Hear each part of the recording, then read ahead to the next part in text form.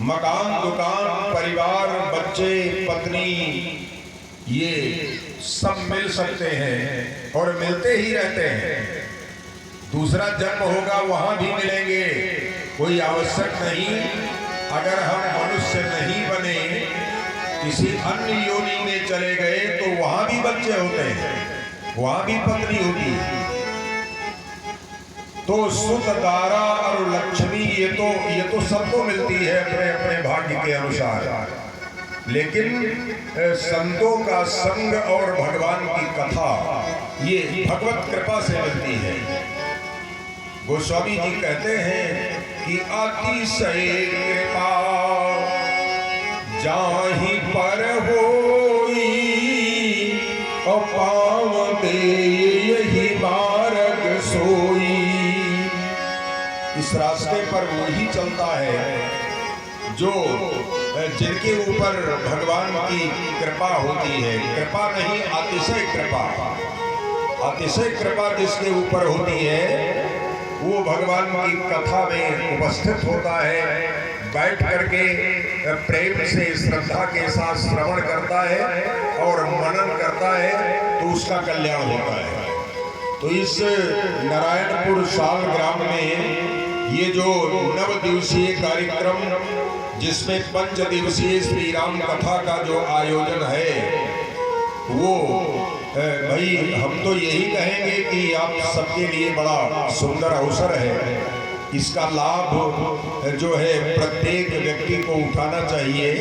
तो ये तो सत्संग की धारा बह रही है, कथा हो रही है। अब आप इसमें कितना लाभ उठाते हैं, आप यहाँ पहुँच करके कितना लाभ इसका लेते हैं, ये तो आपके भाग्य पर निर्भर है। और आप निरंतर अगर प्रपंच में लगे रहते हैं, 1 मिनट का भी समय नहीं है राम जी का भजन करने का, राम जी की कथा श्रवण करने का, तो अलग बात है, उसका हिसाब देना पड़ेगा। एक एक क्षण का हिसाब लेगा परमात्मा जब इस शरीर को छोड़ करके जाओगे। वहां आनाकानी नहीं चलेगी, एक एक क्षण का हिसाब वो परमात्मा लेता है। इस मानव जीवन का हिसाब लेगा, इतने समय में तुमने क्या किया, ये पूछेगा वो।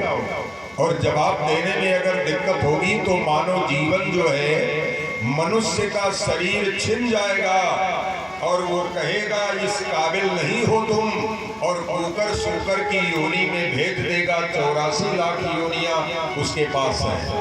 देहम लब्ध्वा विवेकाढ्यं द्विजत्वं च विशेषतः तत्रापि भारते वर्षे कर्म भूमौ सुदुर्लभम।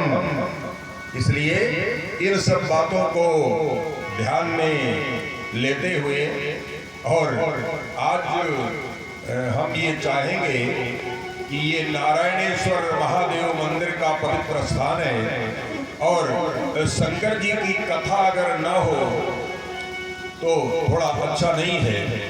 तो इसलिए हम भगवान, कल तो हनुमान जी का दिन था, आप लोगों ने हनुमान जी की कथा को श्रवण किया, और अब जो है आपके सामने जो है शंकर जी की कथा आ रही है।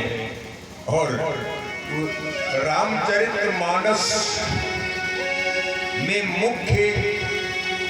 मुख्य जो इस ग्रंथ के प्रतिपाद्य देवता हैं वो श्री सीताराम जी हैं।